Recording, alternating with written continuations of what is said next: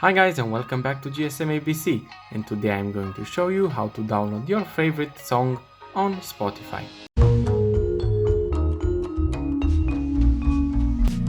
First thing you need to do is go to Spotify, then go out to your library, click on liked songs, and here you have all your favorite songs. Before clicking download, go to home, go to settings, and be sure that the premium plan is enabled. After that, head back to liked songs. Now all you need to do is click on this arrow. The whole playlist will download itself and you don't need to worry about it. When a song has been downloaded, the arrow will appear green. Now all you need to do is wait for the remaining ones. Thank you guys for watching, don't forget to like and subscribe, tell us in the comments down below what you want to see next, and I will see you next time.